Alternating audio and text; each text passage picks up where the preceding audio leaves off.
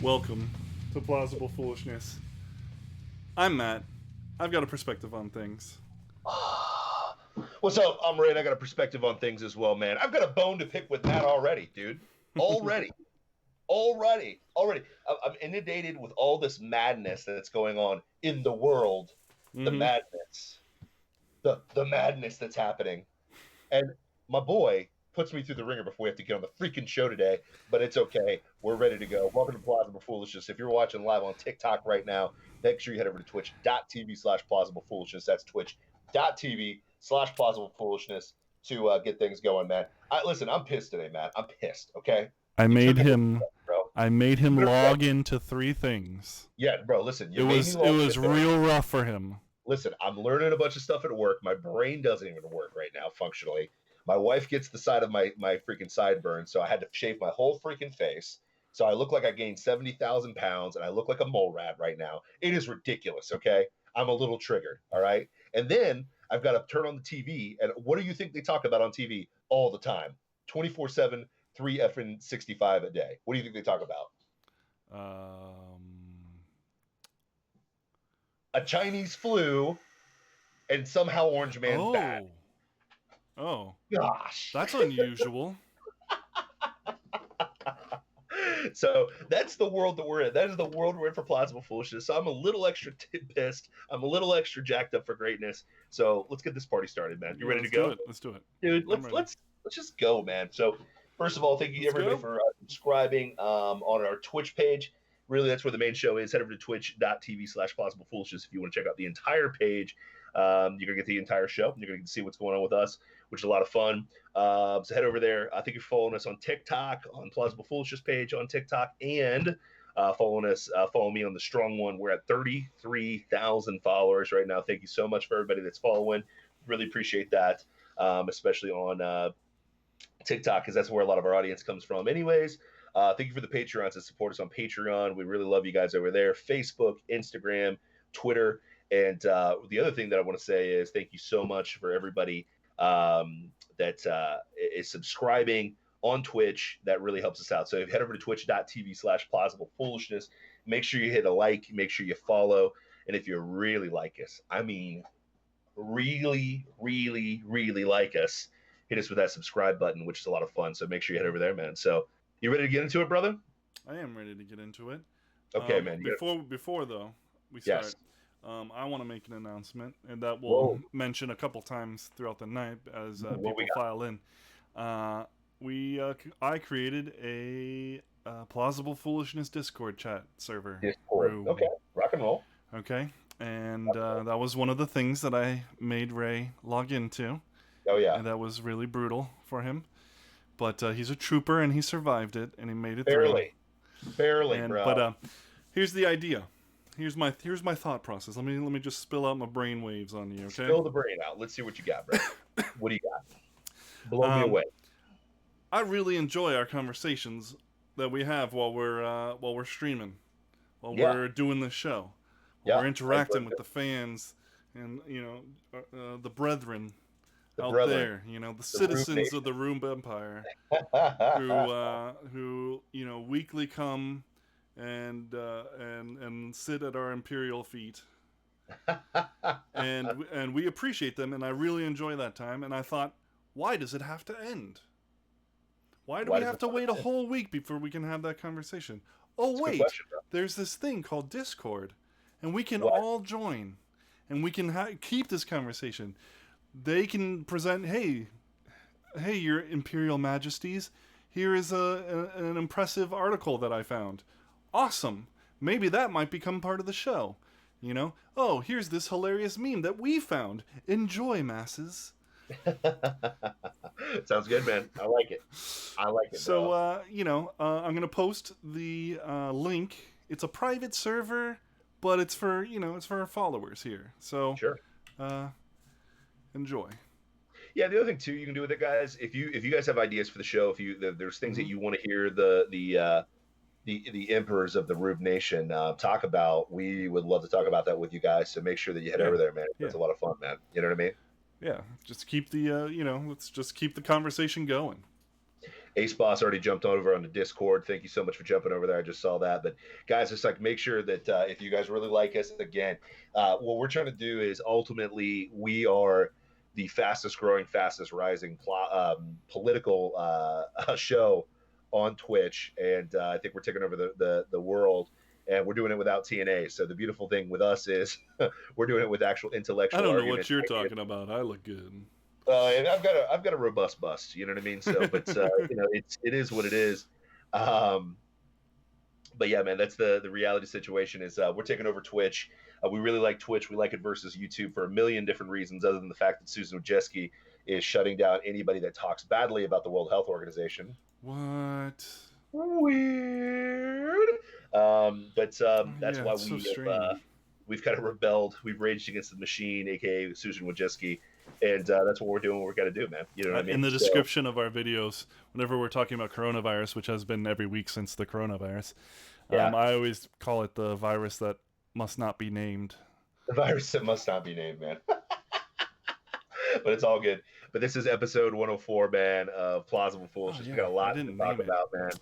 Dude, it's all right, bro. It's okay, man. It's all right. You were too busy hassling me at the beginning of the freaking show. You were too busy resisting me. Listen, bro, I have a limited amount of time. Okay, let me, if you don't mind, Plausible Foolishness Nation, let the strong one vent a little bit. Can I vent a little bit? Can I preach to him? Can I testify a little bit to him? Here's the deal. Here's the reality. I'm naming this episode The Ventilator. The Ventilator. That's very appropriate. Reality of the situation, okay? Here's the deal. I had my wife cut my hair. She caught a little bit to the side. I had to shave off all my beard. So I'm already feeling insecure that my manhood is gone, okay? I'm sounding like freaking Brian Stelter right now. I look like Brian Stelter. It's disgusting, and I don't want to look like a little B-boy, soy boy, Corona bro, okay? I'm not trying to look like that today, all right?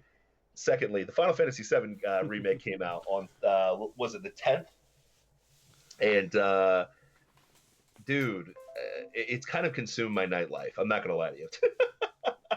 It has consumed. It's consumed my thought life. Dude, I'm 42 hours into the game. In a week. So that kind of tells you my level of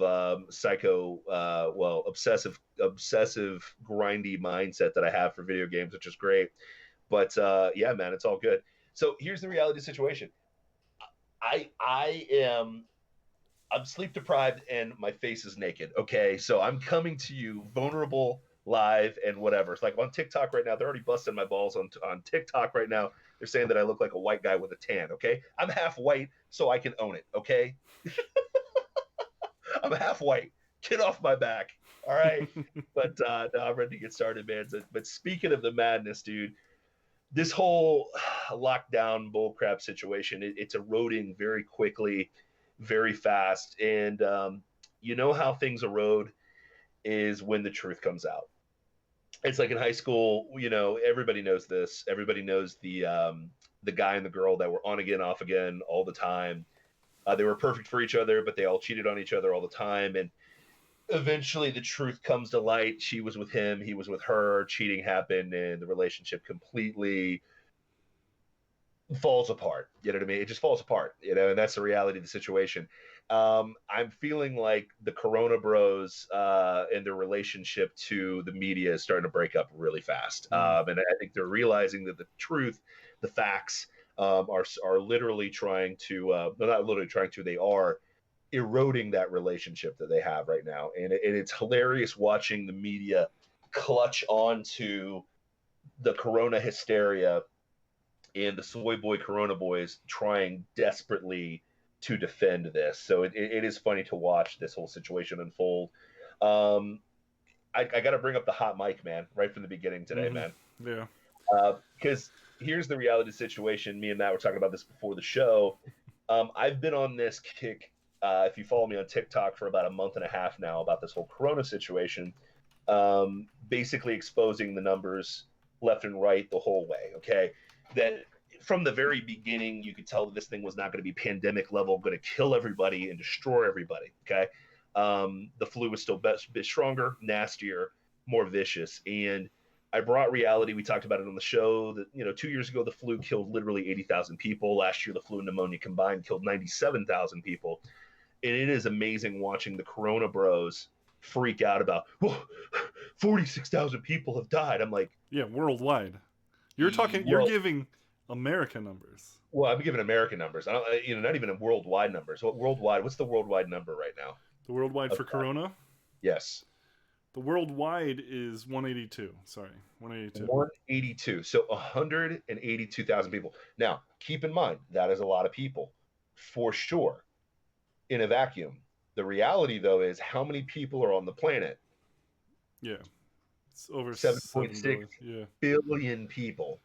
Yeah. This is not even a blip on the dot as far as the death-o-meter, okay? Mm-hmm. Same thing in America. Right now, people are like, 46,000 people died. I'm like, cool, but we don't shut down everything for the flu that killed 80,000 people last year, and we didn't shut down everything when the flu and pneumonia combined for 97,000 deaths last year. But you're conceding rights, liberties, and reality to this. Mm-hmm. I mean, there's that video I sent you. A woman in Idaho has her kids at the park. They're the only people there, and she gets arrested. Arrested. A mom. Stay at home, bro. Stay at home, bro. Stay the F at home. I'm so cool because I use the F word. Yeah, man. Stay the F home, bro. And the thing is, the drones that have been created by the mainstream media, in lieu of all what's going on here, is absolutely laughable to me. You've got people screaming, "Stay at home, bro," and the reality of the situation is this: where are the bodies? Like, and I'm not saying that disrespectfully. There's 46,000 people that have died in America. Sure. But in Idaho, what's the death count in Idaho? Let's take a look at this dashboard. What is the death count in Idaho? Please show me where the world is ending here. I'm confused. What's the death count in Idaho? Idaho, there are 1,766 confirmed cases. Oh, cases, so not deaths. 58 are critical. There's been 51 deaths. 660 have recovered, and there's 1,055 active cases. So 51 deaths over the course of the 90 days this thing has been in the United States. Yeah, that is correct. And you're arresting Karen with her kids because feelings? Yeah. Get on, bro. Yeah. And that's what's driving this whole situation insane, because one, the death count's not even, listen, death, again, we're not minimizing death. We have to say all the blah blah blah blah bull crap, okay, so that people don't get triggered and pissed off. We've all experienced death. It sucks. It's not cool, okay? Mm-hmm. But as the numbers are coming out, who is this actually affecting? The same people that would have died from the flu and pneumonia, the same people that were at risk, the older generation. And I'm not dismissing older generation people. We love older people, okay? I would kill someone to have my grandma back alive, okay? But guess what? That wasn't in the cards. But here's the reality of the situation. Like we've said this a million times before, no one survives life. Not a single person survives life, okay? So in your attempts to prevent death, you've destroyed life in America by locking everything down for something that doesn't even kill at the rate of the flu and pneumonia combined. So that's what I'm getting at with this whole situation is it's amazing to me how bad the Corona bros are trying to prop up this situation. And the way that they're doing it is by saying, well, the infection rate's insane. Sweet. So's the flu, kiddo. The flu infects us every single year. But guess what? We don't shut down everything for the sniffles, okay? And we're not even thinking about, what about the suicides? Yeah, that are going to come from from people's sense of hopelessness. Yeah. Now that their entire livelihood has been just demolished. Yeah. I mean, that's just one thing, but I mean, there was one article that was talking about an increase in child abuse cases because people are home and stressed out, and I mean, that's no excuse for abusing your child. But it's now these kids who are already in a probably a terrible situation, it's exacerbated because they're all the time at home, and daddy just lost his job. Yes. I mean, that's just a couple things. I can't even begin to imagine all the stuff that is all the unintended consequences. Yeah, I mean, what's the stat? Every time the unemployment rate hits 10%, 40,000 people die. Every time. Mm-hmm. Bobby Yaga's got a great point. People not exercising while in lockdown. How much will diabetes increase? Oh yeah. Divorce attorneys are gonna start making some bank. Hey, real quick. So for all the TikTokers that are joining right now, I'm on a podcast right now. If you go over to twitch.tv/plausible foolishness, you actually get to check out my podcast with the mad scientist, Mad Matt, called Plausible Foolishness. So head over to twitch.tv/plausible foolishness. That's twitch.tv/plausible foolishness. Go over to Twitch, download the app if you have it on your phone, and you can get to see the full show. So you can not just see my enormously fat face without a beard. You can watch me and Big Matt square off in the battle of ideas over at TikTok. So Johnny Doe, head over to twitch.tv/plausible foolishness and make sure you give us a like and give us a follow. And if you really like what's going on with the Strong One, give us a subscribe. Now, here's the deal. Long story short. So we've exacerbated this to the point where industry shut down, people are at work, which is going to cause a lot of residual situations that are not pleasant whatsoever, that will lead to death. Numbers weigh that out. Okay, so every time 10% unemployment happens, 40,000 people die. So we've traded. We have tried to destroy the disease with the cure, but the cure's destroying us simultaneously, to the point now where people are starting to rebel. Shocker. Where Americans, we rebel. Here in Florida, we had rebellion and protests and so on and so forth all over the country because the narrative's eroding.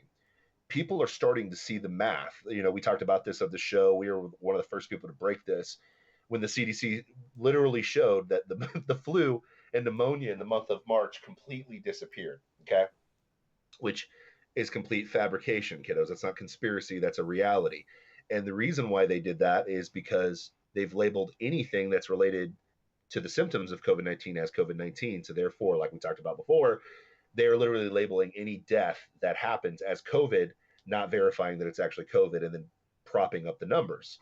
There are people that are getting in. I literally saw a guy died in a car accident, and they said, "Oh, he had COVID." Like that. That's not even That's not hyperbolic. That's not bullcrap. That's literally verified in New York. That's one of the numbers that was propped up with the New York numbers.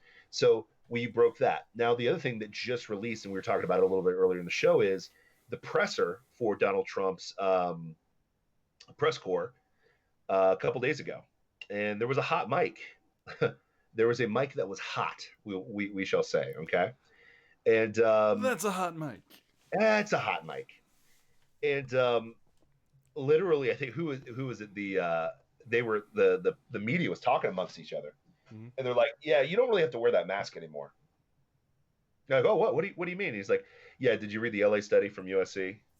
And the guy's like, "No, I didn't read it." He's like, "Yeah, like they're saying the infection rate is through the roof. Like everybody already has it." Yeah, like 221,000 to like 260,000 people already have it or have had it.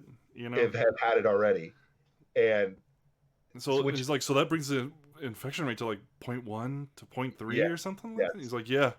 He's like, plus, we've all gotten the vaccine anyway. Yeah. So we're all already vaccinated anyway. So excuse me? Huh? Well, yeah. So pause. Excuse me. What's that? On a hot mic, the media admits that they've already got the vaccine. Well, vaccine for what? What is vaccine? There's no vaccine for the coronavirus yet. COVID-19. That's what they tell us. Yeah. They say there's no vaccine for it, even though it's on the back of Lysol cans. But they say that there's no vaccine. But somehow the press corps, the media, has the vaccine already, so they're good. What's that about?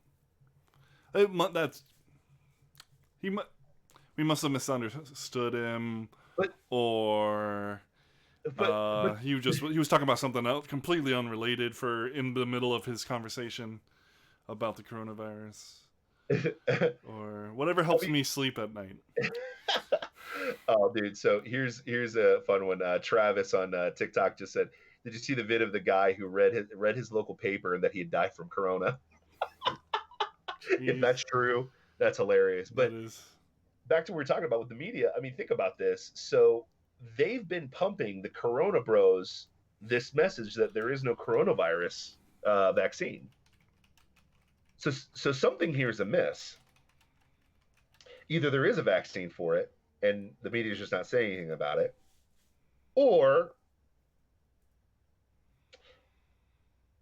this thing isn't as bad as you think, and maybe this is just a vaccine for the things that we talked about before, which was they're just labeling the flu and pneumonia COVID-19, which is crazy. Now, even before that point, they're like, oh, don't worry, we've got the vaccine, blah, blah, blah, blah, blah. CNN is still trying to pump the hysteria that everybody's going to get infected. Okay, and? Yeah, exactly. And what they're neglecting is the death rate compared to the infection rate literally puts this below the death rate or infection rate of the flu and pneumonia.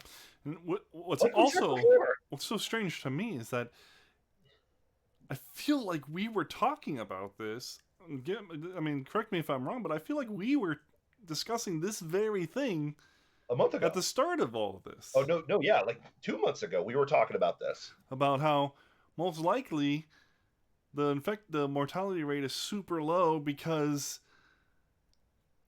the infection rate is so high. We have no idea how many people are infected because 85% of people feel little to no symptoms. Dare I say we are vindicated? Oh, yeah. Dare I say that once again, how many times do we have to be right on this show before people start listening? How many times do we have to be right on this? Hey, the citizens of the Rube Empire, they listen. Oh, yeah, I know. I get it. But they shout at themselves. You know how Trump said that he's tired of winning? I'm tired of being right all the time. You feel me? Like, I am tired of being right. I really want to get one of these really wrong. Okay, I just want to be wrong. Okay, I understand that. Yeah, it's not because, like, frankly, I love being right. I love being right, but when you're right about horrible things, you want to be wrong. That's true. Mega Weld Girl, if you're on TikTok right now, head over to twitch.tv/plausiblepoolishness. I'm doing my podcast right now, so head over to twitch.tv/plausiblepoolishness. That's twitch.tv/plausiblepoolishness. And head over this way. Yes, I miss my beard too. Okay, I miss my beard. I look like a naked mole rat that's like 70,000 pounds overweight. Get over it. It happens. My beard's coming back in 3 weeks. I'll tell you a little story. When I as soon as I graduated from high school, goatee, you know. Yeah. And then I was trimming it with scissors, and I took a big chunk out of it. So I feel your pain because I had to shave the whole thing. Yeah. I went just the mustache for like 5 seconds, and I was like, nope, that's going. You don't want the cop look, bro? You don't want the cop look? No, it did not look right on me. And I walk into work that day. I worked at the library at FIU, and my buddy looks at me and he goes, "Oh my God, you look like a giant 10-year-old." So I feel your pain, bro. So my wife always busts my balls about spending $25 every time I go to the barber, but this is why. Because a barber, you know, my Boricua brothers, my Dominican brothers that get my face done for me, do it right. When I try to do it, I mess up, and then I'm going to shave the whole freaking thing off. You know what I mean? So it just is what it is, and it's you know, so it's not hype, it's reality. You know, it's not hysteria like the coronavirus. It's a reality that I need a barber on this face. You feel me? So that's just how it goes, man. But back to the video we were talking about at the very end of this thing. So the media admits the infection rate's through the roof. They admit that the death rate is super low now. They admit that they all have vaccines for this thing already. They admit this isn't a big deal, and I believe one of the press corps literally says, "So was it a hoax?" And the next guy's like, "Well, not a hoax. I don't know if it was a hoax." Translation: it was a nothing burger hysteria. That's what it was. It was a nothing burger with a layer of hysteria wrapped in a hoax bag. That's what it is, man. And the reality of the situation is they have overhyped this to the point where it's going to be really hard to walk this back for the media. Now, I keep saying that. The media keeps getting things wrong. They got Donald Trump wrong at the beginning. They said our entire economy was going to crash under his watch. It didn't. They said that he colluded with Russians and got peed on by strippers and Russian whatever. That wasn't true. They said that that's true though. They said that. Yeah, and probably criminal actions were taken in that whole deal, but not by the people who acquired those documents. And... Yeah, exactly. They told us that Brett Kavanaugh was a serial rapist back when he was 18 years old and did grooming orgy rape gangs. That wasn't true. They told us that Donald Trump literally did a crazy quid pro quo that was super illegal with Ukraine that was super diabolical until the next day when he released the transcript and there was nothing on the transcript whatsoever. Then they speculated while all of this stuff was happening with Corona, they focused on, didn't they focus on impeachment for January and February? When they were like, Trump should have done something earlier. When he was locking down China, they were taking they were impeaching him. Yeah, you're right. So I'm going to see Beard. I'll get that in 1 second. I'm going to answer your question. So then they told us that because of this nothing burger transcript that everybody could read and realize that nothing happened, the House decided to impeach him. And then they spent 2 months or another 2 weeks telling us that the Senate should impeach him. And that didn't happen. Yeah, they didn't follow through on that. That was a nothing burger. So they've already got a bunch of strikes on him. And then they told us that the world was going to end and everyone was going to die from coronavirus. We're about 3 months into this and only 180,000 worldwide have died, which is a minuscule amount compared to 3.7 billion people on the planet. They told us that everything would shut down, the whole world was going to end, and we were all going to die in America. Really, we just got our rights trampled on, and we've been locked in cages of our own home because of the not the federal government, sorry, governors that kowtowed quickly, like Mike DeWine up in Ohio, and then everybody else just caved into it. Thank God that Texas finally came to their senses. Thank God that there's a lot of states that have started to come to their senses. Hopefully, Florida is next, because guess what? It's really not impacting us here, bro. It's impacting the shutdown's impacting our economy, but impacting our economy, aka the House of Mouse, tourism, all that stuff like that, which sucks. Thank God I still got work. Thank God you still got work, type thing. You know what I mean? But it is affecting a lot of people here, so that's more devastating to us than any sniffles that could possibly happen our way. So the media is wrong again. Now, to my man's point, that just ask a very simple question here. What's the agenda? We've talked about this ad nauseum, and I'll give you full credit with this, Matt. You were the first that was on this live and exclusive on Plausible Foolishness at twitch.tv/Plausible Foolishness. You were the one that said, you know what's funny is it's really interesting that the Hong Kong situation disappeared so quickly when the coronavirus happened in China. You were the one that was first on that bad boy.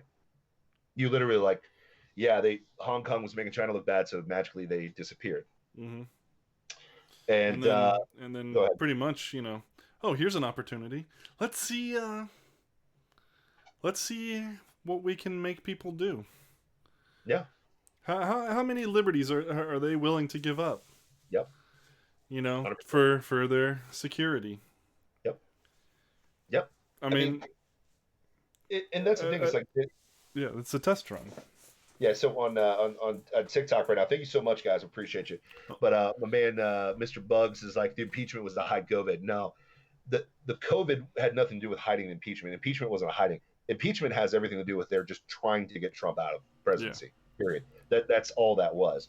So what they did was, in the timeline, is they took a Chinese disease that was affecting people in China by Chinese people, okay, used it to subvert the whole narrative with Hong Kong, and then use that as an opportunity to orange man bad and try to take as many liberties as possible of ours, and to see how much we put up with it. Well, guess what? like good Americans that we are, well, we are rebellious SOBs, and we gave it about a month and a half, and we're like, nah, we're done with this bullcrap. It's time to get things going. It's time to get America back, and it's time to stop letting China win. You know what I mean? So that's how it goes, man. Go ahead. Well, two things. Deep State says lockdown will be needed at least through Tuesday, November 3rd. Get the frick out of here. You Deep State, you're such a jabroni. But no, I mean, the thing is this. Yeah. What was the purpose? You know what happens on November 3rd, right? Of course. The election. Yeah, man. Also, Dusty's joined the room. He's been here for a little while. Yeah. I don't know if you're on the chat, so. What's up, Dusty? But no, what's the hype in America? The hype in America is this: Orange Man bad. That's all it is. It's Orange Man bad. And how easily will people kowtow to our demands when we scream virus? Like, the best meme that I've seen throughout this whole thing, the funniest meme I've seen is the writers of the Constitution and Declaration of Independence all standing around and saying, none of this matters if there's a virus. Like, Bill of Rights, Constitution, Declaration of Independence doesn't mean anything if there's a virus. By the way, none of this matters if there's a virus. Yeah, none of this matters if there's a virus. You know what I mean? So it is what it is. But we've been way ahead of it here on Plausible Foolishness. And, people like on TikTok right now are asking if it's a Q thing. Here's the thing. I'm not a big believer in Q. I'm not sure. I can't speak for Matt. I'm very interested in it. I find it fascinating. I'm super. It's just super fascinating. Yeah. And I do pray that it's true. Yeah. But I don't. But it feels too good to be true. Yeah. I mean, here's the thing with Q. If the whole Q thing's for real, it's more than one person, and they're probably it's a controlled opposition, to be honest with you, in my opinion. But that's the conspiratorial mindset of mine. My thing is this: is you don't have to be Q to read the writing on the wall. Okay, like, you don't have to be a deep state insider to see what's going on here. Like, we're just two jabronis from Florida. Okay. Oh yeah. No, when I say what I hope is true is that they're actually, like, these people that are behind the scenes, that they are actually working towards, justice being served on these evil bastards in power, Yeah, but they're not. They're not, dude. Because the problem. But then, like, do we have anything to hope for then? Honestly, Jesus.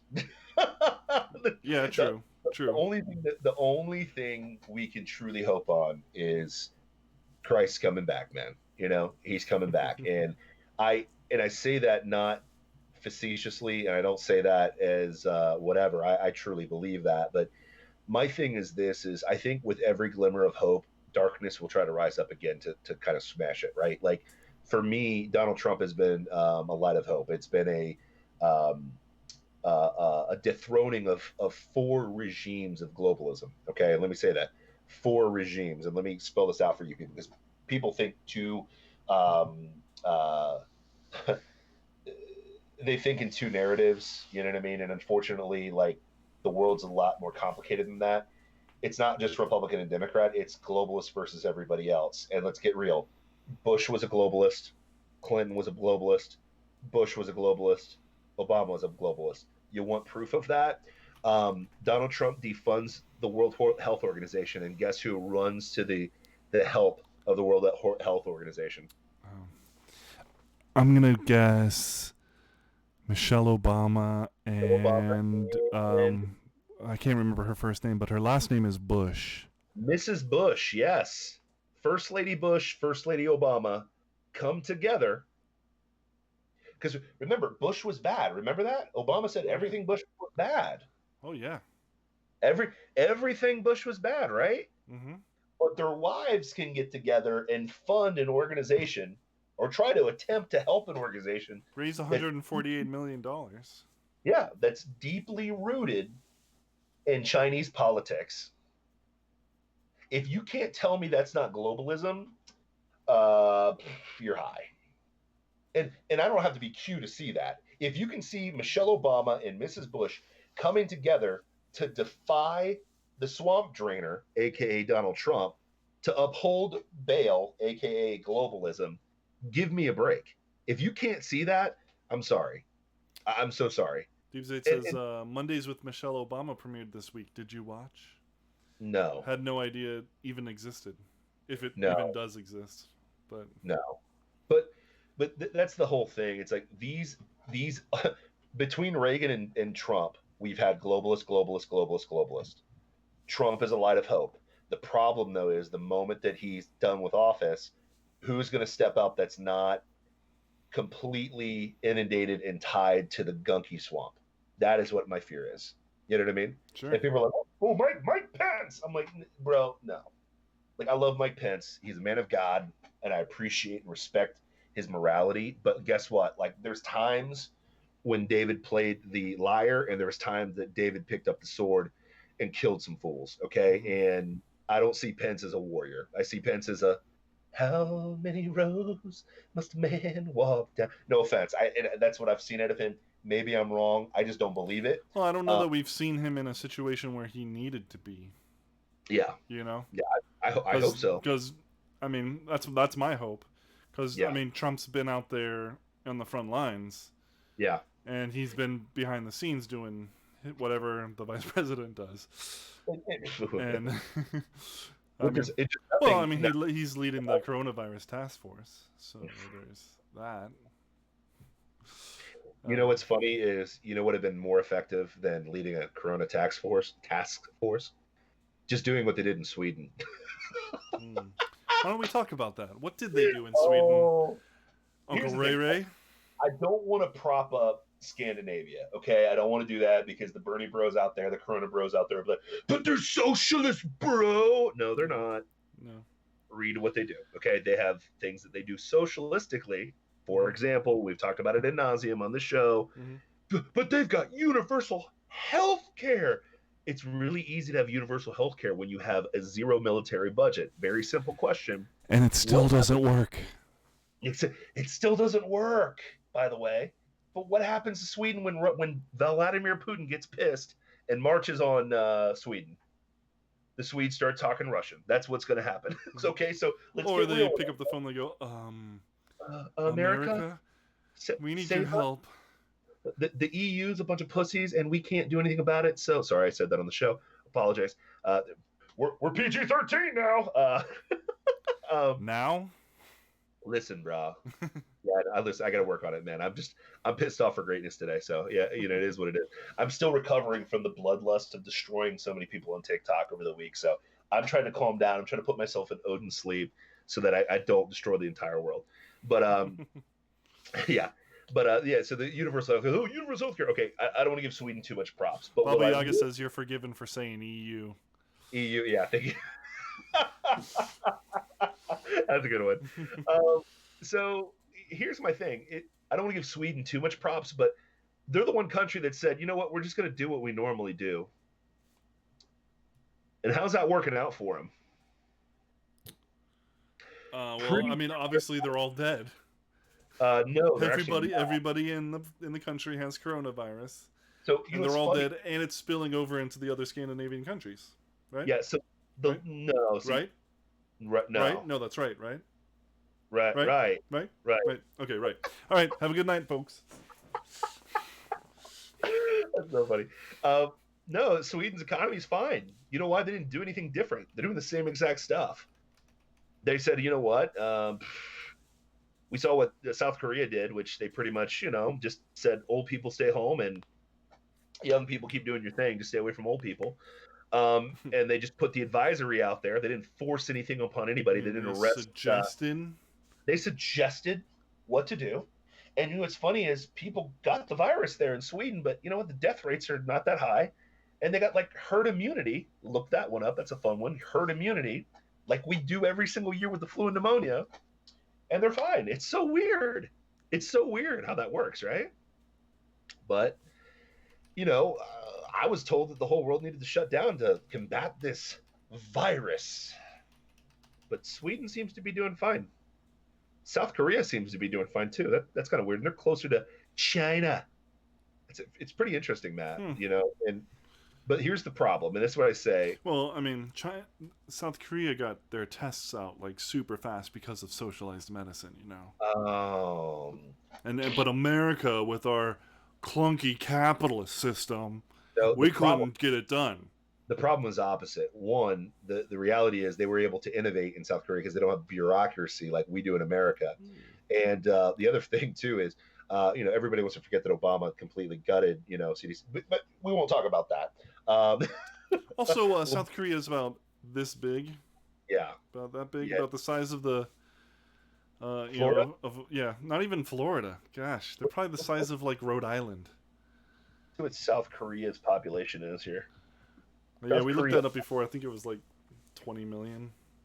51 million. Oh, so 51 million. Okay, my bad. Way off. They're basically Florida and Texas, I think. If Florida and Texas was a country, let's see, what's Texas population?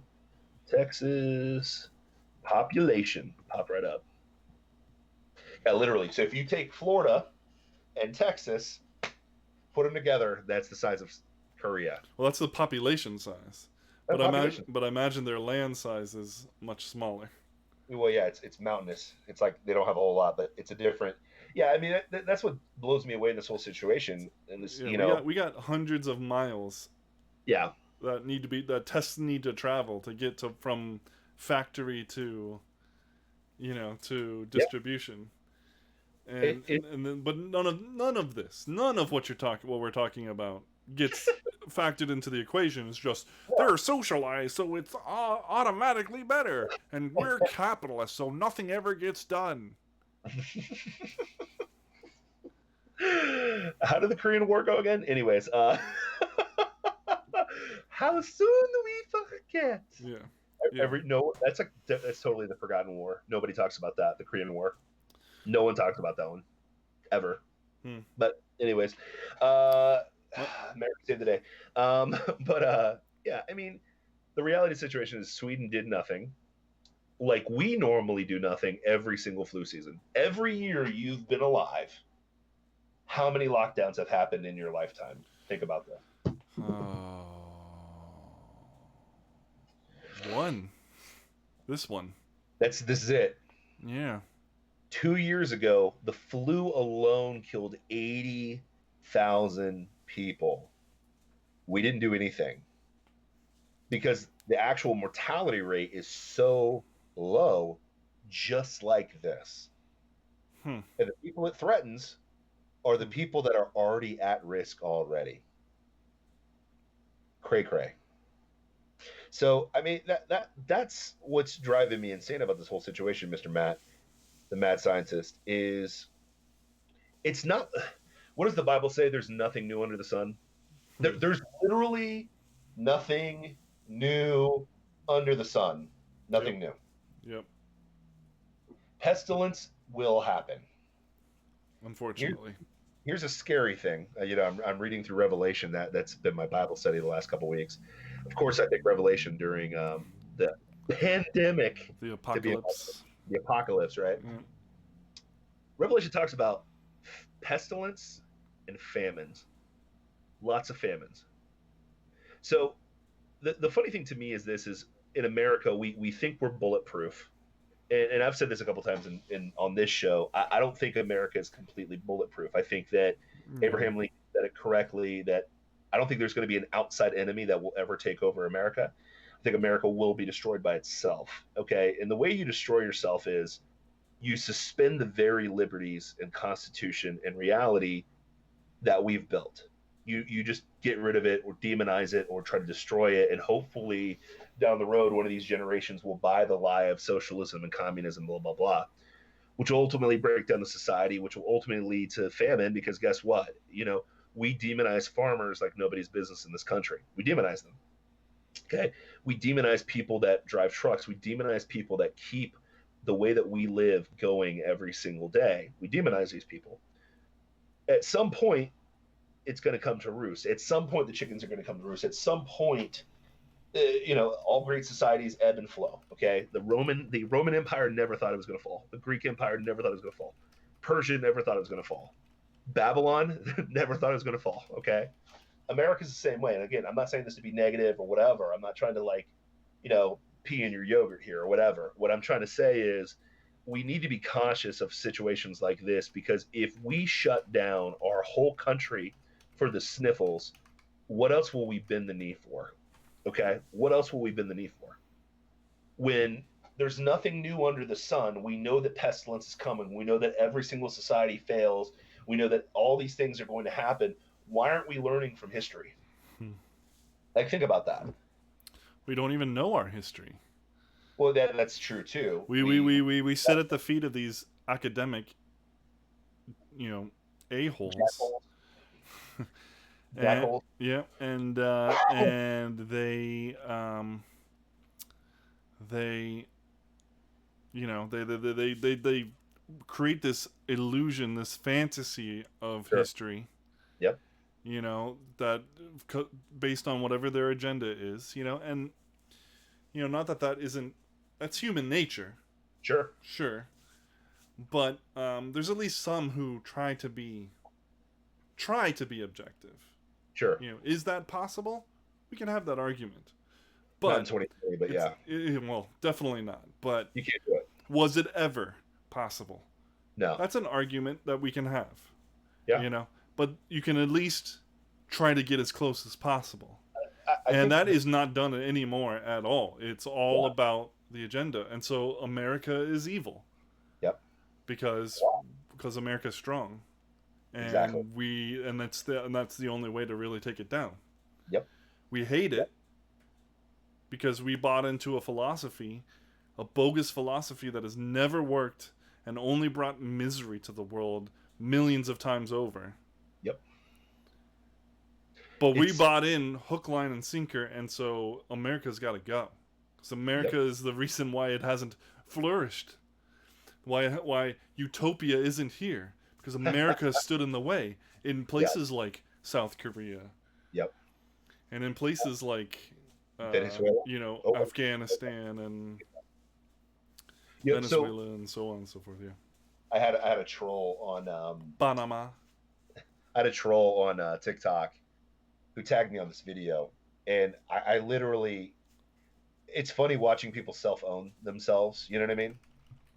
And he tagged me on a video that basically said, listen, Republicans and conservatives have got to stop saying, look at Venezuela. They got to stop saying Venezuela failed because of communism. Venezuela didn't fail because of communism. Venezuela failed because of corrupt people in power. And I literally started dying laughing. And I railed this poor kid. And I was like, you realize you just self-owned yourself. The whole premise of the what about Venezuela argument is we are pointing to the fact that every communist, every socialist society will inevitably fail because of the corruption of man. Man is evil. Man is sinful. There's nothing new under the sun. Okay? There's nothing new. Men will always go for more power, which will ultimately lead to more corruption, which will ultimately lead to the downfall of whatever country, society, whatever is built. Okay? So to make the argument and try to intellectually make this argument, well, Venezuela failed not because of communism, because of corruption. Duh. It failed because it's corrupt. The very notion of communism, when presented with corruption, fails every single time. Exactly. The closest thing that we've come to stopping corruption, even though it still happens in America, is the Constitution of the United States of America. Because the assumption is all men are created equal. We get that. Secondly, though, we all know that all men are rotten. That's why we have a Bill of Rights and Constitution that protects us from the evil of other people. Yes. Literally embedded in there. They understood that power corrupts. Yes. And absolute power corrupts absolutely. They understood that. And so they baked it into our system of government, checks and balances to try and distribute power as widely as possible. Yes. So that but jackholes like Venezuela apologist over there took steps so that like things like the 10th Amendment mean exactly nothing to nobody, to everybody. Yep. Yep. And if you don't know what the 10th Amendment is, it says that the federal government has only the powers expressly put in the Constitution, expressly mentioned in the Constitution, and all other things fall either to the states or to the people. Yep. Where is that followed? Look at the alphabet soup of agencies and tell me that they're following the 10th Amendment. They're not. Where's the FBI in the Constitution? Where's the Department of Education in the Constitution? Where's the EPA? Where's the FDA? Where's the IRS? Where's the CIA? Everything. Everything. Department of Homeland Security. Oops. Nope. Not there. But that this is their attempt to erode the Constitution. That literally combats corruption all the time. But that's another story for another time, man. It's all good. But dude, so I want to get to this story because I think it's phenomenal, man. Everybody's locked in a box, and there's two people. There's two types of people in the scenario. One, there are people that are thriving under this situation. I know personally, my gains have been thriving under this. I've gotten stronger through Corona. Thank you, Corona, for getting me stronger. I've gotten weaker. Huh? I've gotten weaker. It's all right. You can always come back. But I've been working at a parts unknown gym. From a job perspective, it's been beneficial for me because my position I can do from this, which is hilarious. I'm probably blowing my back up and from sitting in this chair all day, whatever, which has been nice.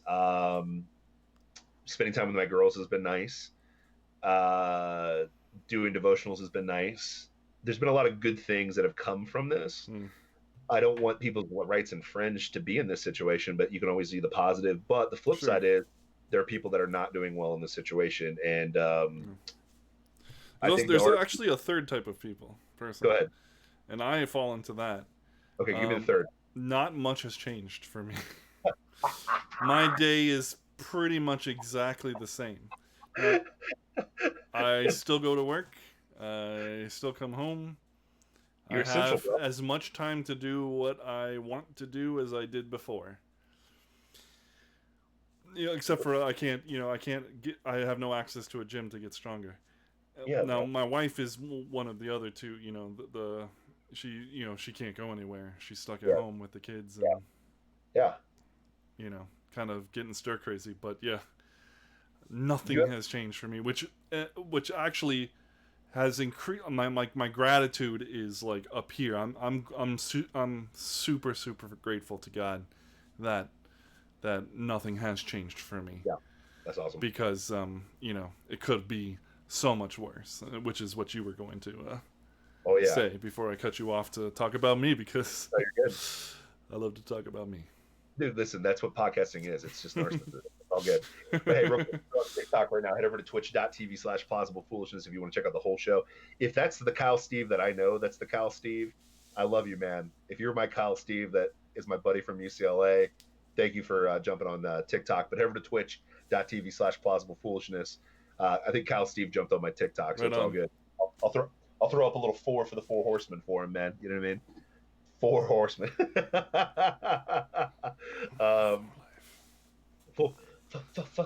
For life. But anyways, I wear my NWO shirt ironically now because I'm like, New World Order's here, so better might as well wear the shirt now. I should get one. I should get one. Oh, dude, that's beautiful, man. But okay, anyways, like I was saying before, what was I gonna say? You have a great article about homeschooling, and I want to talk about that, man, because that was phenomenal, and I would love to be there, man. It is Kyle, Steve. It's Kyle. Horseman, brother. Horseman. Okay, so Kyle, I love you. This is a article from the Harvard magazine. Harvard magazine. Oh, like the really smart Harvard school? Oh yeah, Harvard, the cream of the crop in higher education. Cream of the crop. And this is their the way they describe themselves is your independent, and that's italicized, source for Harvard news since 1898. Okay. Okay. Wait, time out. A media source is claiming independence, and then secondly, a Harvard media source is claiming independence. Yes. That's a double negative, my friend. Named Harvard Magazine. Harvard Magazine is claiming independence from Harvard as a media source reporting on Harvard. I'm calling bullcrap, but yeah, keep going, man. You keep using that word. I do not think it means what you think it means. Inconceivable. Sorry. Okay, so it's called The Risks of Homeschooling. Okay. By Aaron O'Donnell. Okay. Okay. So I'm just going to read. A rapidly increasing number of American families are opting out of sending their children to school, choosing instead to educate them at home. Let me stop right there. Why is that? Is it because they've seen what school is like now? Oh, weird. It's almost like it's getting exposed or something, man. Yeah. Weird. Anyway, homeschooled kids now account for roughly 3% to 4% of school-age children in the United States, a number equivalent to those attending charter schools and larger than the number currently in parochial schools. Huh. Parochial school is... Let's see. Parochial... Oh, so like a church school or whatever. Okay, what? So those Christian schools? Yeah, so Christian schools. Oh, those wackadoodles. All three groups who test and do considerably better than those attending public schools. What? But I digress. What? Yet Elizabeth Bartholet, Wasserstein Public Interest Professor of Law and Faculty Director of the Law School's Child Advocacy Program, sees risks for children and society in homeschooling and recommends a presumptive ban on the practice. Wait. Run that back again? So there's a woman named Elizabeth Bartholet, Bartholet, in case you want to give her a piece of your mind. Karen, Karen? Got it. Yeah. Okay.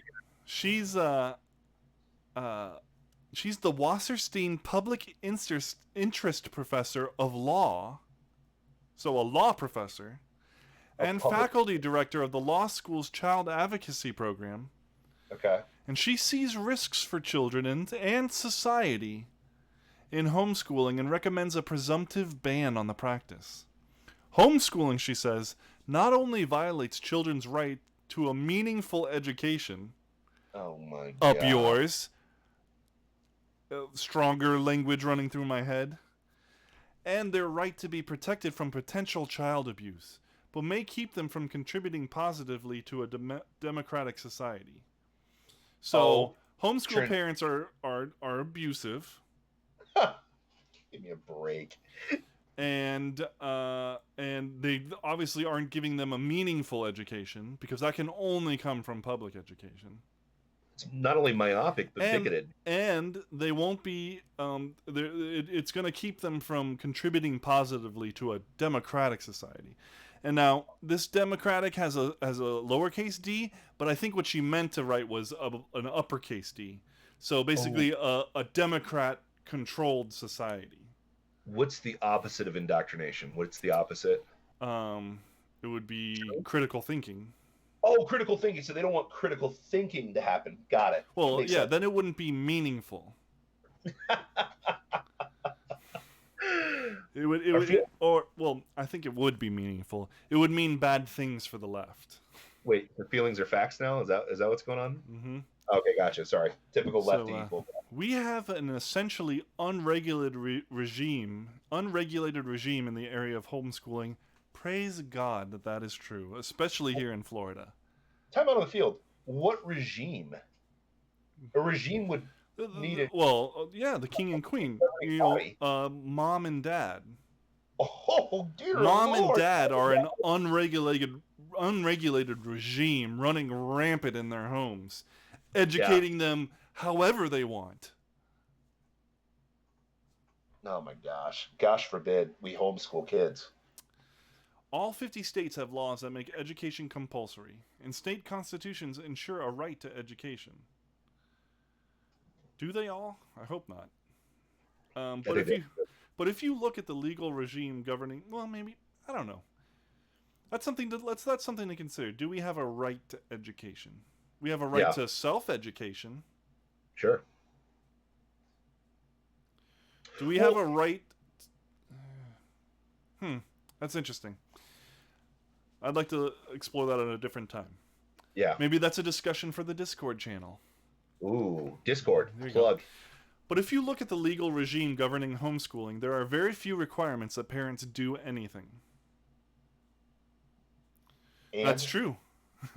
And again, praise God. Even apparent requirements such as submitting curricula or providing evidence that teaching and learning are taking place, she says, aren't necessarily enforced. Only about a dozen states have rules about the level of education needed by parents who homeschool. She adds, that means effectively that people can homeschool who've never gone to school themselves, who don't read or write themselves. You know, I remember a story about, it was two boys, okay, and under a single mom, and mom couldn't read. Sure. But they didn't know that. Yeah. And like somehow she got them into reading, made sure that they read books, and like gave her book reports, which she couldn't read, made them tell them to her. And then they became like drug addicts and like living on the street, right? No, actually, I believe how the story goes is that same kid that didn't know that his mom couldn't read and write got him to read and write, and he ended up becoming the Surgeon General. Is that how that worked out?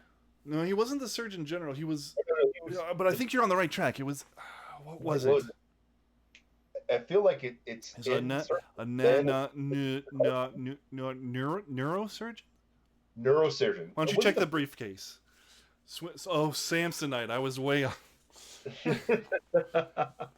Yeah, he was a neurosurgeon, and now he's the head of HUD. Yeah. He's a man by the name of Ben Carson. Oh, they made a movie about him too, right? Yeah, Gifted Hands. Crazy. Yeah. That was before they knew he was, conservative or whatever. He was conservative. Yeah. But, yeah, he's a neurosurgeon. His brother is something incredible, too. He's probably one of the most gifted neurosurgeons ever. The first successful hemispherectomy, literally removing half of a brain to stop epileptic seizures. Oh, yeah. Also, like multiple separation of children, conjoined twins at the head. Insane. The guy is a genius, and his mom couldn't read and write. Now, granted, he did go to public school, but I have a feeling that public school didn't really contribute much to him being the man that he is. And his mom, who couldn't read and forced him to read books at first and instilled that love of reading and learning in him, I have the feeling that it was her influence that mattered most. So why don't you take that little thought process, Miss Bartholet, and cram it right up your butt? Well, that logic doesn't make sense. I can't push my child to be good at something if I haven't mastered it myself. That doesn't make any sense. Like, that would literally mean that my dad and mom had to be Division I athletes and, national champions. Neither one of my parents did those things. Mm-hmm. You know what I mean? Neither one of my parents have done a lot of the things that I've done. That doesn't mean that I couldn't achieve those things. Because that comes down to personal choice and personal decisions. Mm-hmm. Same thing, like, there are going to be things that my daughters do that I've never done before. I can go on record, Matt, and tell you that I've never given birth to a child. Not once in my life have I given birth. But, I don't think that's going to stop my daughters from giving birth or having children down the road. You know what I mean? For sure. But logic, you know what I mean? Yeah. Not quite that liberal logic, but it's all good. So she goes on, in another handful of states, parents are not required to register their children as homeschooled. They can simply keep their kids at home. This practice, Bartholet says, can isolate children. Here's the socialization argument. She argues that one benefit of sending children to school at age 4 or 5 is that teachers are, this is even worse, that teachers are mandated reporters required to alert authorities to evidence of child abuse or neglect.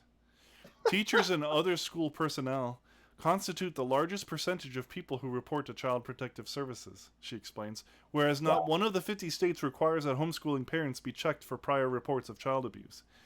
Even those convicted of child abuse, she adds, could still just decide, I'm going to take my kids out of school and keep that at home. I have a buddy of mine that I work with, and he was watching a documentary or something, some article, I'm not sure exactly. Maybe it was a podcast. Either way, not important. Yeah. But he gave me a stat that about 90% of these anonymous calls to Child Protective Services, these reportings, are completely bogus. Huh. And there's no repercussions for filing a bogus claim. Really? Yeah. So, like, you file a police report falsely, you go to jail. Yep. You file a report with Child Protective Services, and state troopers knock down the door and take these people's kids, and then they and put the family through a harrowing situation, awful. And there's no repercussions until they find out that, oh, sorry, we got a report. Yeah. And then so we got so 90%, and then it turns out that the bulk of those reportings are coming from mandated reporters called teachers. So we got Big Brother, we got the Kremlin telling teachers that they have to snitch on their neighbors if they're not good model citizens. And here's the thing: the lefty's going to be like, yeah, but it's good for them to monitor, and I'm sure there's cases like that. Well, sure, there are child abuse cases out there, but you don't get to hide behind children and use them as a smokescreen while you steal our rights. Yeah, exactly. It sounded like a theme. They're not your freaking kids. Yeah, 100%. They're like my kids. I feel like the best intentions are always used to undermine our rights. It's kind of crazy how that works, right? It's like there's nothing new under the sun. Crazy. For real. All right, so yeah, it smells like a lot of control, my friend. It smells like, well, we need to control this, and we need to control that, and we need to control, and we need to control. No offense, you don't have a right to anything in my household. You don't have a right to my children. You don't have a right to my wife. You don't have a right to any of that stuff. That's called America, mother trucker. Like that's what it is, man. Like, so to sit there and write this article, Karen, and not think of the opposite side, like play it out, how that looks or feels or smells, is to me very laughable and very terrifying at the state of education and what we're trying to do. And now, again, I'm not dissing or saying that public schools can't work. Clearly, there's a lot of people that go through public school, get educated, and so on and so forth. I'm not going to say that one is superior to the other. I'm not going to do that because in some contexts, kids don't do well at home. In some contexts, they do well at home. I'm not going to say that. But at the end of the day, it's our right and freedom as parents to do what we feel is the best thing possible for our children. I don't care what the state has to say about that at all. Does that make sense? Because if it's up to the state, they're going to teach my kids some monkey man science that, this can turn into a monkey over billions and trillions and billions of years. Okay. I'm not about that life. You know what I mean? Because that's been debunked by science over and over and over again, but nobody wants to talk about it. I don't really care about gender theory being taught to my 5-year-old kid. No offense. I do not want teachers asking my kids what their pronoun is. Okay, that it is what it is, man. So I want reading, writing, and arithmetic, and whether that's homeschool or if that's, new word of the day, was it colloquial? What was the word? Parochial schools. Parochial schools, aka Christian schools. Whether that's public school, that's completely up to me as a parent raising my child. And no offense, Karen, you have zero factor in that decision. Just like, Karen, you don't tell me to stay at home when I want to go to my pool or go work at Parks Unknown Gym and get my gains. You can't tell me that I have to stay there. You can't arrest me in Idaho. The beautiful thing, though, here, back to the Idaho thing, now I'm thinking about it, how much money do you think that lady's going to make? Hopefully a lot. She's going to make a lot of money on that. Hopefully a lot. She's going to get a big stimulus check from that bad boy. Sorry, man. But I want to read 2 more paragraphs from this thing because I think they're crucial. So in the United States, Bartholet says, state legislators have been hesitant to restrict the practice because of the Homeschooling Legal Defense Association, a conservative Christian homeschool advocacy group which she describes as small, well-organized, and overwhelmingly powerful politically. During the last 30 years, activists have worked to dismantle many states' homeschooling restrictions and have opposed new regulatory efforts. There's really no organized political opposition, so they basically get their way, Bartholet says. A central tenet of this lobby is that parents have absolute rights that prevent the state from intervening to try to safeguard the child's right to education and protection. That is absolutely true. 100%. Parents have absolute rights. And, absolute rights that don't go into the realm of, obviously harming the child. Yes. Abuse is not part of the absolute rights. No. But their education? Yes. Yes. Their protection? Yes. And the Homeschooling Legal Defense Association is awesome. And if you have a mind to and can afford to, support them. But here's the second paragraph. Bartholet maintains that parents should have very significant rights to raise their children with the beliefs and religious convictions that the parents hold. But requiring children to attend schools outside the home for 6 or 7 hours a day, she argues, does not unduly limit parents' influence on a child's views and ideas. Oh my gosh. Okay. Now here's a quote from her.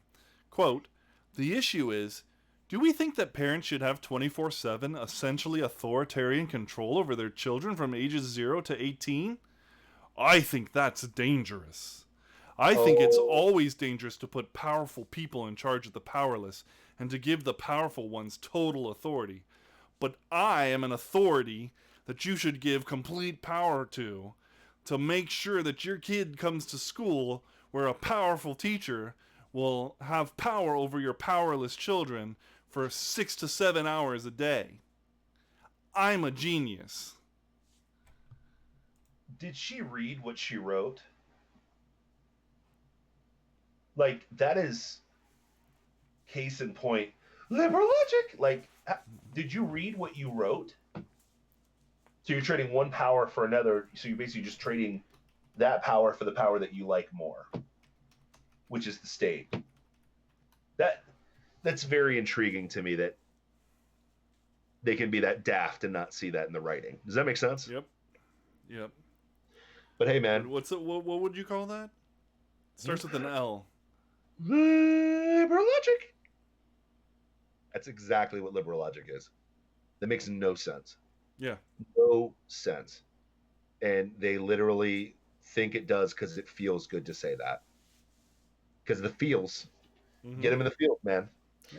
Yeah, man, that's crazy. Anyways, that's dangerous to have parents have complete control over their own children.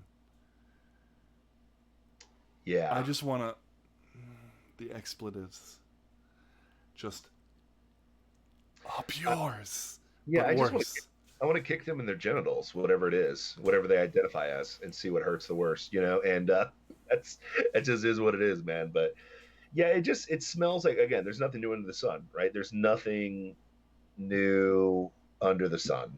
There's nothing new. It is all the same stuff repeated over and over again. It's always corrupt, evil powers trying to take over and take as much power as possible, whether it's the flu, whether it's the Wuhan flu, the Kung flu, the Tom Hanks disease, Kung flu, Corona, or it's our education of our kids, whether it's our guns, whether it's our liberties. That is what they're ultimately coming for, and that's how they roll, man. So it's we got to bring awareness to it here at Plausible Foolishness. And I do want to finish with one thing, unless you want to finish that thought. I want to finish with one thing today, man. Go for it. And I have to be honest. This is here's the thing I need to say on Twitch and TikTok. Okay, there is a growing crowd of people that have a massive misconception of the followers of Christ. Okay. Me and the mad scientist, Matt, we are followers of Christ. We love Christ. We follow Christ. We put our faith and trust in Christ. We've called out with our lips that he is Lord. We have repented of our sins. We turn to him. And it doesn't mean that we're perfect by any means. No. But that just means that we are justified and we are seeking sanctification every single day. Okay? It just means that he is, in fact, Lord. He is Lord, man. Jesus is Lord. I submit to him. I want, even though I fail a lot of times, I'll probably fail tonight when I go and crush a bunch of food from Taco Bell and bring it home and engorge this face even more. It is what it is. I'm a sinful, rotten person. That is why I need Christ in my life, period. He's the only way to save, okay? Now, that being said, other than that, you need to make that decision as well, because trust me, it'll change your entire life and eternity. That being said, I think there is a massive misconception on what following Christ means. Let me tell you what it actually means. I think Christ laid it out pretty simply, okay? Love the Lord your God with all your heart, your soul, and your mind, and love your neighbor as yourself. Now, that's one of my favorite, the what is the greatest commandment, episode. Oh yeah. It just nails it. It's all the I love the next statement, which is all the law and the prophets rest on these two principles. Yes. If you want to follow the law and the prophets, then do these two things. Yep. And everything else will just fall into place. Yes. It's like, oh, genius. And sadly, it's almost like you're God. It's crazy. I am. Not him, but that's what Christ said. I am. And then everybody got knocked to the... That's on another great story. Oh, great. I am the way, the truth, the life. No one gets to the Father except through me. That Christ said that. So Christ says, love the Lord your God with all your heart, with all your soul, and all your mind, and love your neighbor as yourself. That is the greatest commandment you can do, okay? That being said, this phrase has been perverted by people who think that they have a concept of who Christ is, what the Word of God says, and what the Bible says, okay? Mm-hmm. Love the Lord your God with all your heart, with all your soul, with all your mind, okay? Mm-hmm. Now, for people that have submitted to Christ, that are following Christ, we took step one, which that is the minimum requirement to the club, okay? Mm-hmm. By saying that Jesus is Lord, okay? Acknowledging that Jesus is Lord. Now, do we do that 100% to the letter all the time? No, because we're rotten, sinful people. We still live in the flesh, okay? I've got lots of it hanging off my neck right now, okay? We live in this flesh, all right? It is what it is. The other part is love your neighbor as yourself. The problem is we love ourselves way too much, far too often, and that's why we do a lot of the sins that we do, and we need to submit to Christ, because if we're truly following Christ, if we're truly trying to seek after him, which we should be doing and striving to try to be holy as he's holy, even though we're not going to be, okay? We should be doing those things. Now, here's the thing that outsider, non-follower of Christ tries to understand from this statement while neglecting a couple things. Number one, to understand truth about following Christ, you have to understand the very first statement. Love the Lord your God with all your heart, with all your soul, and all your mind. If you have not done those things, no offense, Bucky, you have zero leverage in a conversation with a follower of Christ. Let me repeat that slowly. If you have not submitted to God, to Christ, loving him with all your soul, heart, soul, and mind, you have zero ground to accuse or tell anybody that follows Christ the opposite. I'm sorry. I hate to break it to you, but that's the case. You cannot indict a follower of Christ of not being a follower of Christ when you yourself have not submitted or bent the knee to Christ, period. And let me explain why that's true. You are literally telling someone you are failing at objective truth while acknowledging the fact that you don't submit to objective truth, period. You are literally telling people, oh, by the way, you're failing at breathing as you're trying to breathe and not acknowledging breath. Well, and we can boil that down even further. What you're telling is a self-professed hypocrite that he's a hypocrite. Exactly. Good job, you got me. Yeah, you're telling a person who's admitted that they are a hypocrite while ignoring the fact that you're a hypocrite. Because if you acknowledge truth, there has to be an objective standard of truth that comes from God, period. So if you don't follow God, you don't follow Christ, you can't sit there and be like, well, you're a hypocrite because you didn't follow it. Well, bro, look in the mirror before you open your mouth. That's step number one, okay? Mm-hmm. Step number two that gets completely ruined by society, Hollywood, and reality, okay? Love your neighbor as yourself, okay? Love is a very broad term. Let me explain this to you, okay? I love my daughters. You love your daughters. I love my daughters enough to make sure that when I wake up in the morning, I run to them, hold them, give them hugs and kisses, and say, I love you. I love you means that I work my butt off for them to bring home the bacon so that they can live and do what they've got to do. Mm-hmm. I love them so much that I make sure I say goodnight to them. I give them hugs and kisses before I even hopped on this podcast, because I knew I wouldn't see them the rest of the night, okay? I do activities with them. I love them. I educate them. I teach them about God. I do all the things that are super loving. And the problem with 99% of you that are out there watching right now is you stop right there, period. And that's unloving. Let me explain. For all the lovey, gushy, happy, good things about love, there's also a truth element that is massively, massively needed for that element. Because truth is not just squishy. Sometimes love is a spanking on the behind. I love my daughters so much that I do not want them to do dumb things that will cause them more problems down the road. That's why I spank their butt. Yes, I will say it on this show. You can try to demonetize me, TikTok and Twitch or whatever, but I spank my girls' butts when they need it. Me too. Not because I hate them, because I love them. Mm-hmm. The word of God says, you spare the rod, you spoil the child. So here's the reality of the situation. Parenting is not just lovey-dovey. It's also showing some tough love, okay? It's unloving for me not to say a word to my daughters when they reach their little hand up to the stove and try to burn their little fingers off, okay? That's unloving. If I was just like, oh, I gotta be loving according to the world, I can't tell Johnny not to do that because, Johnny, and then Johnny burns his hand off because I was worried about upsetting people. Now, let me boil this down even simpler, okay? The two greatest commandments are literally the 10 commandments rolled up in one, okay? It really is. But what people try to inject into the word of God, which you should not be doing, is the 11th commandment, which is always be nice. Yeah, when we talk to the girls about how they treat each other, we try never to use the word nice. Yes. We tell them to be kind. Yep. And there's a difference. There is a difference. So, but we have been sucked into Americana and people from the outside that don't actually acknowledge God's existence and try to put Christianity in this box that they think they understand with the 11th commandment that doesn't exist, which is thou shalt be nice.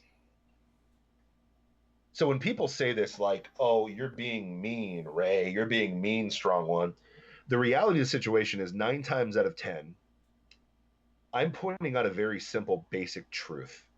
And it offended and hurt your feelings because it doesn't comport with your narrative. That's not being ungodly. That's not being unchristian. That's not being an anti-follower of Christ. That is telling you the truth. And the truth shall set you free. Just like when I tell my daughter, hey, don't put your hand in the scalding hot water, it will burn. That's loving. And guess what? If you feel a little ribbed and you feel like the niceness scale's a little too much and you got triggered, no offense, that isn't on me. But Ray, that's not Christian. Here's the problem. When you make that statement, you have proven to me that 1, you do not submit to God, and 2, you have not read the Word of God. Mm-hmm. My Lord and Savior called people a den of vipers, okay? My Lord and Savior walked into a temple and tossed tables and whipped people out of there, okay? Not because he was just a meanie, unloving person. It's because he was loving. He was exposing people that were telling untruths. He was exposing corruption. He was telling the truth. My favorite burn that Christ always gets people on is, and I use it all the time on TikTok, have you not read? Christ says that all the time. in the context, people would get pissed off that he would say that, because he would say this to scholars of the Torah and say, have you not read this? You've studied this your whole life. Have you not read? I do similar things every single day. And if you actually follow me on TikTok, you'll notice that I say that all the time. Have you not read? That's unchristian and that's mean and that's lying. No, that's the truth. So we got to get over this idea, and I'm trying to help people out. Because I want you to know and come to the Lord and Savior of Jesus Christ. I want you to know what me and Matt know. I want you to have the inheritance that me and Matt will inherit. I want you to be a part of that. But conversely, if you've chosen not to submit to Christ, not to follow truth, and then try to use that truth to indict me, no offense, my friend, you have missed the bus and you have not read. And here's another thought on that. What is the order in which he gives those two commandments? What's the first one? Love the Lord your God. I would argue that if you're nice, the nice Christian does not love God first. No. They love the opinion. They love their neighbors first. Or more importantly, they love their neighbors' opinions. More. And we're all guilty of that. All guilty of that, you know. There's the peer pressure is real. Sure. You know, you want to be accepted by your friends and your family and whatnot, but the call is to love God first with all of you. 100%.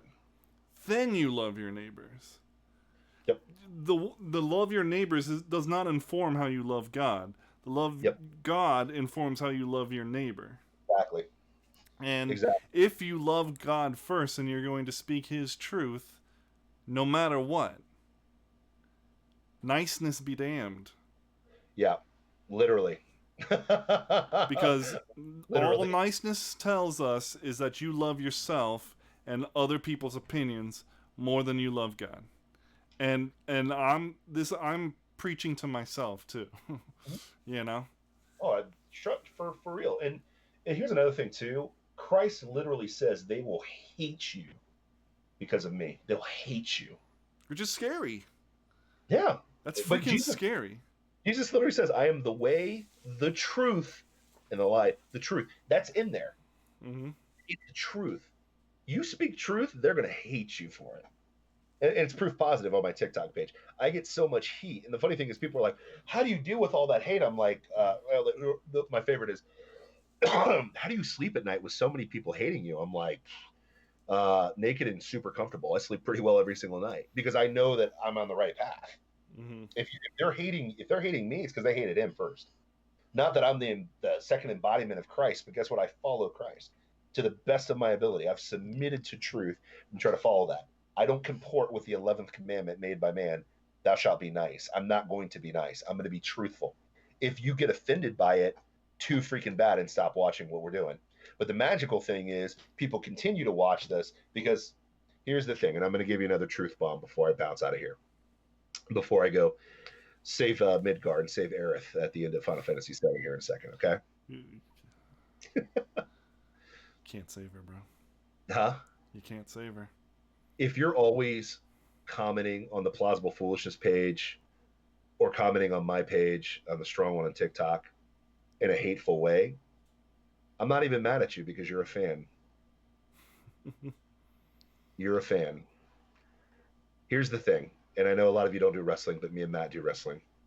The people that Matt hate the most, especially those heels, those bad guys, he's a fan. Because they're doing the job they're supposed to do, which is to get them pissed off. Mm-hmm. And here's the reality of the situation. You may hate the fact that I'm telling you the truth, but at least you're hearing the truth. And the fact that you keep commenting validates the fact that what we're doing here at Plausible Foolishness. Every single time that you guys follow on the show, it validates what's going on here. Every time you subscribe, it validates what we're doing. And we're the fastest rising political talk show on Twitch for a reason. There's 33,000 people following on this page for a reason. And it's not just because I've got TNA, okay? Because that's the main reason people are on TikTok. Let's get real with ourselves. But you can look, but you can't touch, right? the reason why people follow on this page is because we talk about truth. And truth is here to divide. That's another thing in the Bible everybody neglects. I didn't come to unite. Christ literally said, I did not come to unite. I came to divide, period. Goats, sheep, which side you're going to be on? I would implore you today to put your faith and trust in Christ. I would implore you today to seek truth. And I would implore you today that if you are following Christ, to stay the course, tell the truth, and you're going to get heat for it. But guess what? We don't store up treasures here on this earth. We store them up in heaven. And that's what it's all about. It's been a good show, Matt. What do you think? I agree. What are your final thoughts, man? Give them your final thoughts, man. Give them your final thoughts. Final thoughts, man.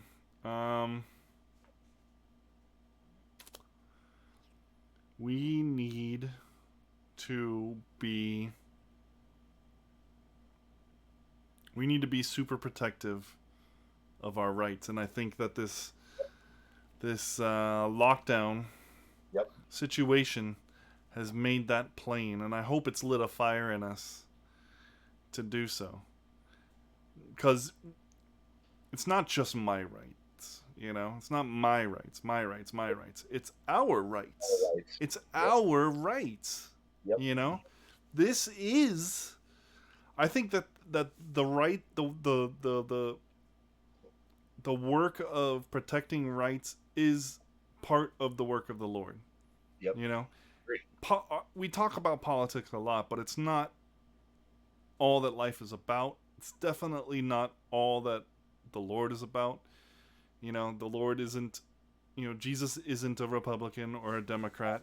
He's from a different kingdom, and he says so himself.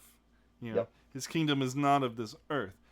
But that isn't to say that there isn't work in politics that there is no such thing as the work of the Lord in the work of politics, you know? Yep, I agree. I think the only work of the Lord, and we can argue about that, but one of, if not the only, is the work of protecting the rights of our fellow man. Yep. Their rights are our rights. You know, your rights are my rights. Yep. We're all in this together. I hate High School Music. I don't hate it, but I don't like it. But my wife loves it, so the song is in my head. Now, whenever I'm thinking we're all in this together, I can't help but hear that stupid song. You're a fan. No. You're hated. You're a fan. No, I'm not a fan. You're a fan, bro. I'm not a fan. No, not this time. That's where your analogy falls apart. No, but we're all in this together. Mm-hmm. You know? And it's just so important. Mm-hmm. Because, and here's why. Because when our rights are gone, all that's left is misery and tyranny and death and brutality. Yep. And, you know, we should be about saving each other from that end, you know? And then on top of that, be about, you know, drawing souls to the other kingdom. The kingdom where our hope really lies. Yep. But that's just my 2 cents. Hey, man, listen, I love it. I think it's been a phenomenal show as usual. Guys, thank you so much for following. If you're on the TikTok live feed, you got to head over to twitch.tv/Plausible Foolishness. That's where the main show is. So if you heard this random voice in the ether, there isn't a random voice in the ether. We're just doing a live show with my man, the mad scientist, Matt. So that deep insight that you're hearing, the truth bombs that you're hearing that are not my voice, are coming from that guy. So make sure you head over to twitch.tv/Plausible Foolishness to make sure you check out the show. All of our followers on Twitch, we really appreciate it. One, overwhelmingly very pumped up about people subscribing. We really appreciate that, to the point where we have started the Discord page. Yes. I'll be with you. I'm not a Discorder, but Matt is better at Discording. And it's chat. You're going to be just fine. You can send text messages, you can Discord. Bro, listen, and we'll Discord. So, but here's the deal. Use that platform, guys, to really give us some insight as far as what you want to see on the. We're going to keep the conversation going. Yeah. So the awesome conversation that we get while we're streaming, I thought, why can't we keep it going? Yeah, let's keep it going, baby. So I love it, and thank you for everybody that's following on Twitch. Really, if you're on TikTok, you're missing out on the whole complete show, the graphics, me and Matt, and videos that we put on here, and so on and so forth. So make sure that you head over there to twitch.tv/plausible foolishness. Thank you for the likes and the follows. If you really like us, if you're over here on TikTok right now watching us live, make sure you hit that subscribe. We really appreciate that. It helps our content. Thank you for our Patreons that are helping us out. Thank you, Dusty. We love you so much, man. And thank you for following us everywhere. But keep spreading the word, man. Let people know about Plausible Foolishness. Tell people about us here at Twitch. We do put our videos on YouTube, but guess what? They're never going to show up on anything because Susan Wojcicki does not like the truth. She's anti-truth. So it is what it is. That's why we do Twitch. That's why we're on here and we're making this thing famous. So we love you guys so much. We appreciate you guys for following us, man. Hopefully you guys have a phenomenal night. Get ready for another week of Corona madness. We'll try to bring you some more entertainment that's not just Corona. Plausible Foolishness next week. And hopefully people start coming to our senses and we start opening some things up. And Uncle Ray Ray can go back to the gym and get my gains. But appreciate you guys so much. But love you guys. Matt, I love you. Hope you have a good night. Love you guys. Bro. Can't wait to see you in real life, man. Yeah, I know. Crap on Skype. It's horse pucky, but it's okay. Yeah. We love you guys. It's effective. It's effective. We've made it happen, but hey, man, listen, they just get to zoom on our beautiful faces a little bit more, except for my naked face. But we appreciate you guys so much, and I hope you guys have a good night, man. See ya.